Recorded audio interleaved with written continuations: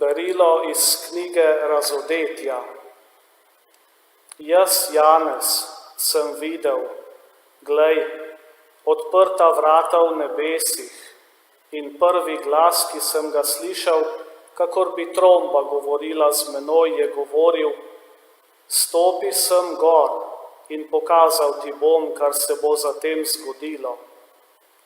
Takoj sem se zamaknil in glej, prestol je stal v nebesih in na prestolu je nekdo sedel.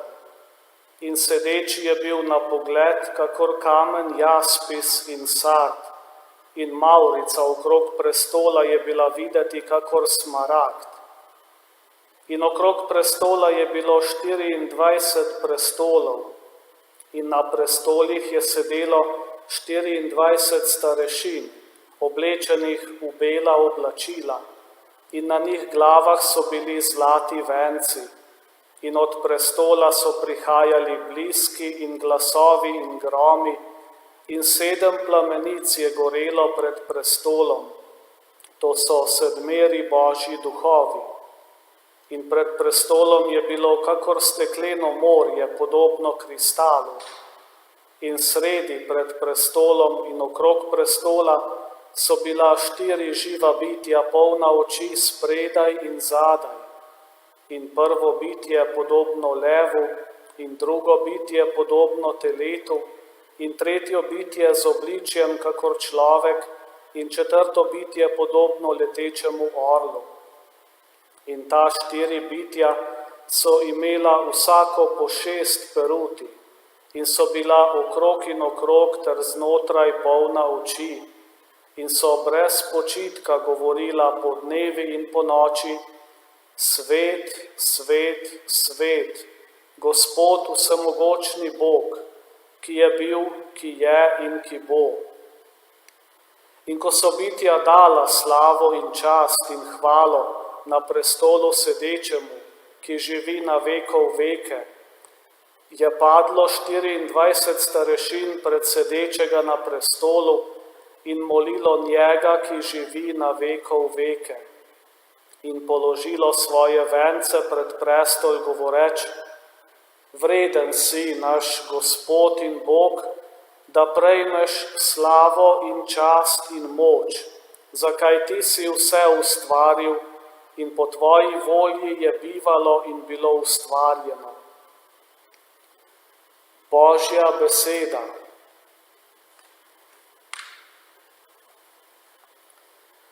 Svet, svet, svet si ti, Gospod, Bog nebeških čed. Svet, svet, svet si ti, Gospod, Bog nebeških čed. Hvalite Gospoda v njegovem svetišču, hvalite ga na njegovem veličastnem nebu, hvalite ga zaradi njegovih mogočnih del, hvalite ga zaradi njegovega najvišjega veličastva. Svet, svet, svet si ti, Gospod, Bog nebeških čed. Hvalite ga z glasom trobente, hvalite ga na harfo in citre, hvalite ga z bobnom in rajalnim plesom, hvalite ga na strune in piščali. Svet, svet, svet si ti, Gospod, Bog nebeških čed. Hvalite ga na cimbale milozvočne, hvalite ga na cimbale močno doneče. Vse, kar diha, naj hvali Gospoda, vse, kar diha, naj hvali Gospoda. Svet, svet, svet si ti, Gospod, Bog nebeških čed. Aleluja.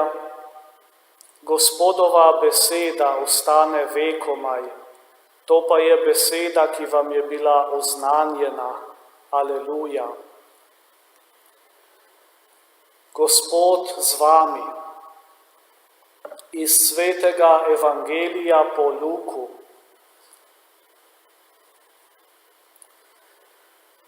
V Jerihi je Jezus pripovedoval priliko, ker je bil blizu Jeruzalem in so ljudje mislili, da se bo Božje kraljestvo takoj razodelo. Neki človek plemenitega rodu je šel v daljno deželo, da bi zase pridobil kraljevsko oblast in se vrnil. Poklical je pa svojih 10 služabnikov in jim dal 10 min ter rekel: trgujte, dokler ne pridem. Njegovi podaniki pa so ga sovražili in so poslali za njim poslance, ki naj bi sporočili: nočemo, da bi ta zavladal nad nami. Zgodilo pa se je, da je dobil kraljevsko oblast in se vrnil. Velel je poklicati tiste služabnike, katerim je bil dal denar, da bi zvedel, koliko so pritržili. Prišel je prvi in rekel: Gospod, tvoj zlatnik jih je pridobil 10. Prav dobri in zvesti služabnik, mu je rekel, ker si bil v malem zvest, imej oblast nad 10 mesti. In prišel je drugi in rekel: tvoj zlatnik, Gospod, jih je pridobil 5. Rekel je tudi temu: tudi ti bodi nad 5 mesti. Zopet drug je prišel in rekel: glej, Gospod, tu je tvoj zlatnik, ki sem ga imel shranjenega v prtiču. Bal sem se te namreč, ker si strog človek, dvigaš, česar nisi vložil, in žanješ, česar nisi vsejal. Iz tvojih ust te sodim, malopridni služabnik, mu reče. Vedel si, da sem strog človek, ki dvigam, česar nisem vložil, in žanjem, česar nisem vsejal. Zakaj torej nisi dal mojega denarja v menjalnico in bi ga jaz po vrnitvi izterjal z obrestmi? In rekel je zraven stoječim: vzemite mu zlatnik in ga dajte temu, ki jih ima 10. In rekli so mu: Gospod, ima jih že 10. Povem vam, vsakemu, kdor ima, se bo dalo, tistemu, ki nima, pa se bo vzelo še to, kar ima. Tiste moje sovražnike, ki niso hoteli, da bi bil jaz nad njimi kralj, pa pripeljite sem, kajter jih v pričo mene posekajte. Po teh besedah je šel Jezus dalje na poti v Jeruzalem. Kristusov evangelij.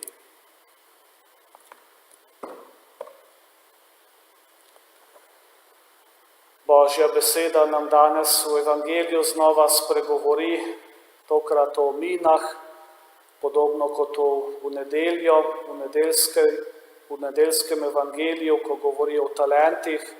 Jezus spodbuja, da bi zmogli v božjih darovih gledati tisto, kar nam je zaupano, zato da delimo naprej, da množimo, da ne zakopljemo, da se Boga ne bojimo, ampak v njem vidimo dobrega očeta, ki nam daje dobro, da je naša podoba v Bogu dobra.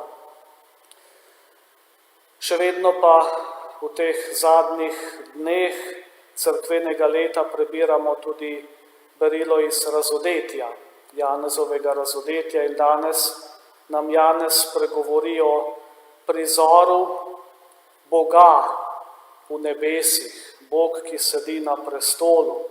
Janez uporablja simbole, znamenja, ki so v tistem času, pa tudi nam danes še vedno lahko spregovorijo o vsebini, ki jo želi posredovati.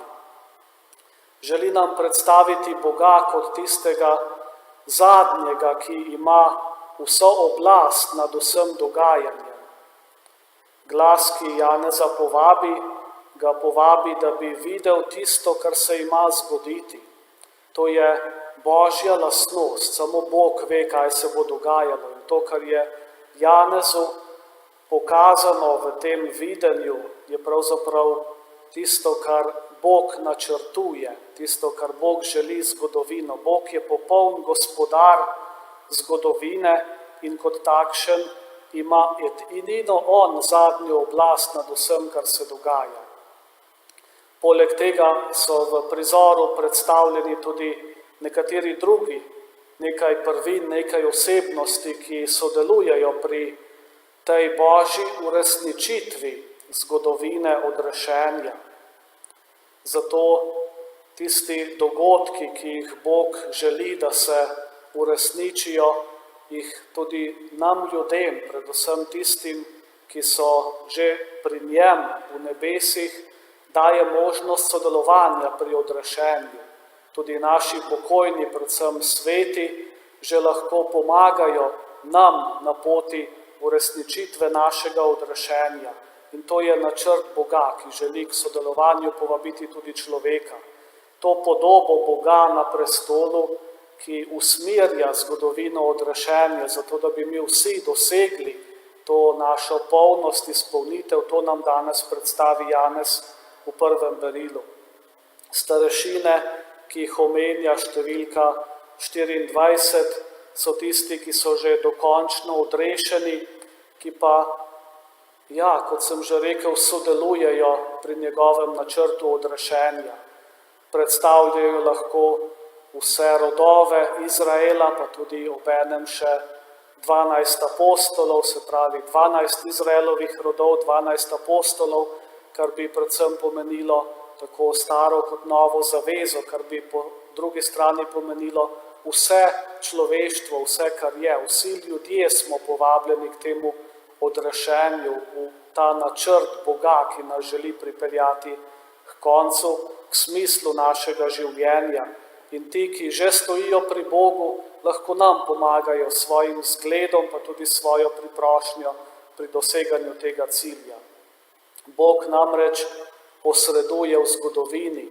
Eden od simbolov, ki je omenjen, je tudi morje, podobno kristalu, morje v razodetju, predvsem pomeni tisto Bogu nasprotno silo, ki pa je tu predstavljena že kot tista, ki jo ima Bog pod svojo oblastjo, se pravi, tudi vse tisto, kar Bogu nasprotuje, tudi vsa naša grešnost, vse naše skušnjave, ne morejo biti nikoli močnejše od Boga in njegove ljubezni do nas, s katero nas želi pripeljati v nebesa, nas želi pripeljati k odrešenju. Zato je tudi na koncu, ko pisec govori o 4 živih bitjih, ki imajo različne oblike, razlagalci rečejo, da so to predvsem, da želi pisec poudariti, da Bog odrešuje vse stvarstvo.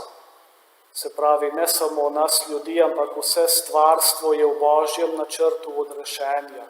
Zato pisec uporabi tudi simbol 4 živih bitij, ki povzemajo različne oblike življenja, različne oblike stvarstva, zato da bi nas povabil, da smo vsi poklicani, vse stvarstvo poklicano k odrešenju.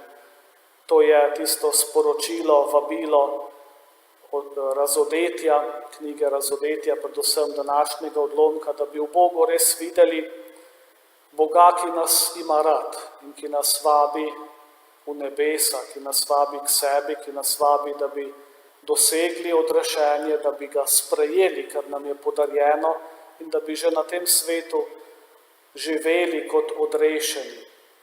Vsak dan pri maši ponavljamo iste besede, kot so položene tu v usta živih bitij, starešin, ki stojijo pred Bogom. Svet, svet, svet si ti, Gospod, da bi tudi mi bili že deležni te večnosti, te izpolnitve našega življenja, našega smisla. In k temu smo res povabljeni, da živimo tako kot odrešeni v Božji ljubezni. Amen.